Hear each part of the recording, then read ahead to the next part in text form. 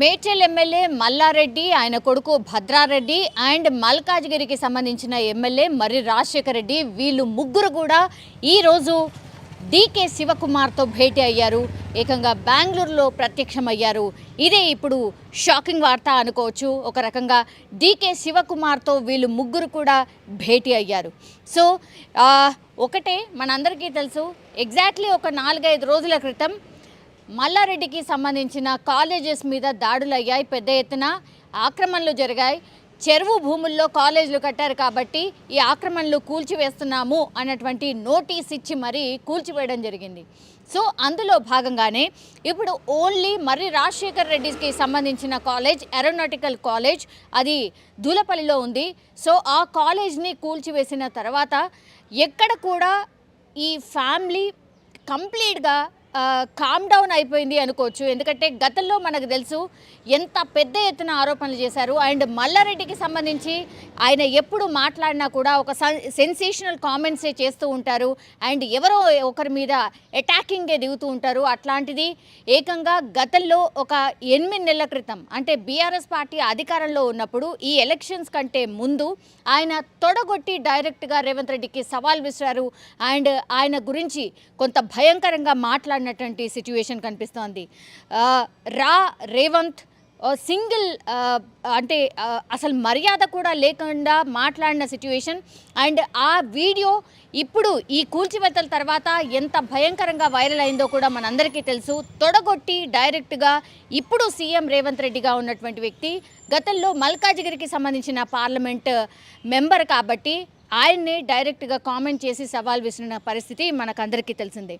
So వాటికి అనుగుణంగానే CM Revanth Reddy ఇవన్నీ కూడా మల్లారెడ్డి ఫోకస్డ్గానే దాడులు చేస్తున్నారు. సో రాజకీయంగా దెబ్బ కొట్టడానికే ఈ దాడులు జరుగుతున్నాయి అనేది పెద్ద ఎత్తున వార్తలు కూడా వచ్చాయి. అండ్ మల్లారెడ్డి ఫ్యామిలీ అయితే ఇట్లా డైరెక్ట్గా చెప్పలేదు, బట్ రాజకీయంగా మమ్మల్ని దెబ్బతీసే ప్రయత్నం ఒకటి జరుగుతోంది అన్నటువంటి మాట మాత్రం మరి రాజశేఖర్ రెడ్డి మాట్లాడిన సిచ్యువేషన్. కానీ ఈరోజు కట్ చేస్తే అంటే ఆ ఇన్సిడెంట్ తర్వాత పూర్తిగా కామ్ డౌన్ అయిపోయింది, వాళ్ళ మీద కేసెస్ కూడా నమోదయ్యాయి. ఆ తర్వాత ఎట్లాంటి అప్డేట్ లేదు. అంటే కూల్చివేతలు ఆ రోజైతే జరిగాయి, ఆ తర్వాత మరి కూల్చివేతలు ఆగిపోయినట్టే అనిపిస్తోంది. ఎక్కడ కూడా మళ్ళీ కూల్చివేతలు జరిగాయి అన్న వార్తలు అయితే రాలేదు. అయితే స్టే తెచ్చుకుంది దానికి సంబంధించి కోర్టు నుంచి అనేది కూడా ఇంకో వార్త. కానీ ఆ తర్వాత మాత్రం మనందరికీ తెలుసు, మేము ఈసారి మల్కాజ్గిరి ఎంపీకి సంబంధించిన టికెట్ని మేము ఎక్కడ కూడా ఆశించట్లేదు. అండ్ మాజీ సీఎం ఎవరైతే ఉన్నారో కేసీఆర్కి స్వయంగా ఈ ఫ్యామిలీ మెంబర్స్ వెళ్ళి మేము ఈసారి మల్కాజ్గిరికి సంబంధించిన ఎంపీ టికెట్ మేము ఇక్కడ కంటెస్ట్ చేయట్లేదు అన్నటువంటిది స్పష్టంగా చెప్పినటువంటి సిచ్యువేషన్.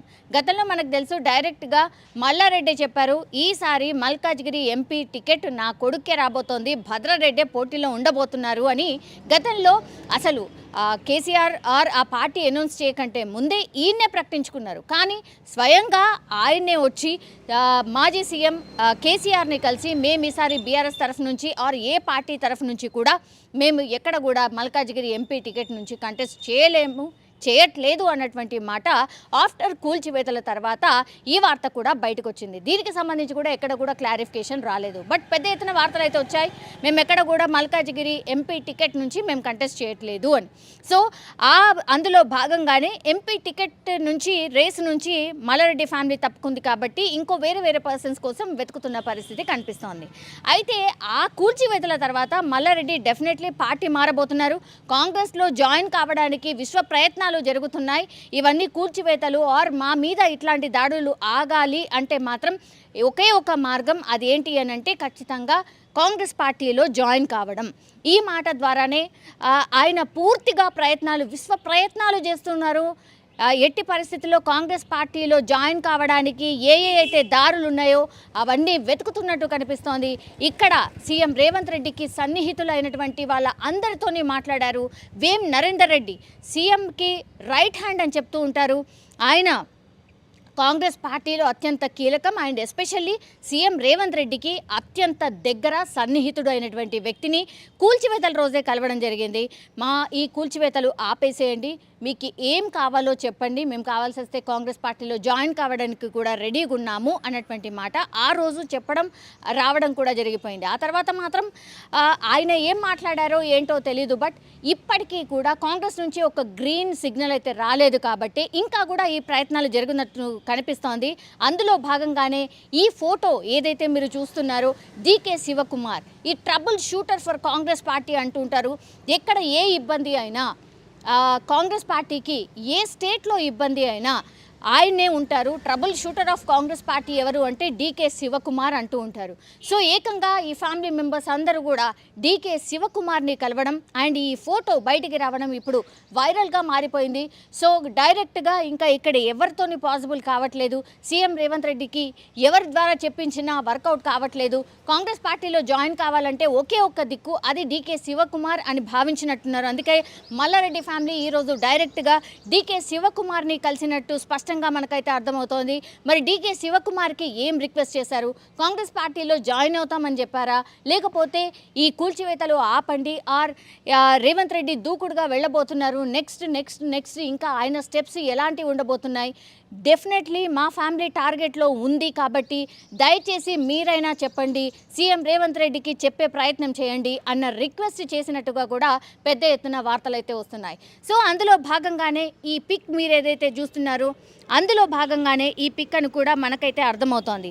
సో పూర్తిగా మల్లారెడ్డి కాంగ్రెస్ పార్టీలో జాయిన్ కావడానికి ఆయన సుముఖత వ్యక్తం చేస్తున్నారు. డీకే శివకుమార్కి అదే మాట చెప్పే ప్రయత్నం కూడా చేశారు. అండ్ ఇంకో వార్త కూడా ఏంటి అంటే ప్రియాంక గాంధీతో కూడా మల్లారెడ్డి ఫ్యామిలీ కుటుంబ సభ్యులు మీట్ కావాలి అన్నటువంటిది రిక్వెస్ట్ కూడా చేస్తున్నారట. డీకే శివకుమార్ని అందుకే కలిశారు, ఆమె అపాయింట్మెంట్ ఇప్పించండి, మా రిక్వెస్ట్ మేము చేసుకుంటాము అన్నటువంటి మాట కూడా వినిపిస్తోంది. రేపు ప్రియాంక గాంధీ అపాయింట్మెంట్ ఇప్పించాలని డీకే శివకుమార్ని కూడా కోరినట్టు ప్రస్తుతం అయితే వార్తలు వస్తున్నాయి. సో కాంగ్రెస్ పార్టీ పూర్తిగా మల్లారెడ్డి ఫ్యామిలీ మీద ఫోకస్ పెట్టినట్టు కనిపిస్తోంది. సో సవాల్ ఏదైతే గతంలో మల్లారెడ్డి చేశాడో దానికి సంబంధించిన రివెంజ్ సీఎం రేవంత్ రెడ్డి తీసుకుంటున్నారు. కాబట్టి సీఎం రేవంత్ రెడ్డి ఎవరితోని చెప్పించినా వినట్లేదు. కాబట్టి ఇప్పుడు డైరెక్ట్ డీకే శివకుమార్ దగ్గరికి వెళ్ళి ఆయన ద్వారా ఇప్పుడు డైరెక్ట్గా ప్రియాంక గాంధీ అపాయింట్మెంట్ కోరినట్టుగా కూడా మనకైతే స్పష్టంగా అర్థమవుతోంది. కానీ ఇక్కడే ఎండ్ కార్డు పడబోతోందా? మరి ఒకవేళ నిజంగానే మల్లారెడ్డిని కాంగ్రెస్ పార్టీలోకి జాయిన్ చేసుకుంటారా? కాంగ్రెస్ పార్టీ జాయిన్ చేసుకుంటే మాత్రం ఎట్లాంటి పరిణామాలు ఫేస్ చేయాల్సి ఉంటుంది? ఎందుకంటే బీజేపీ అండ్ బీఆర్ఎస్ పార్టీ పెద్ద ఎత్తున విమర్శలు కూడా చేసే అవకాశం ఉంటుంది.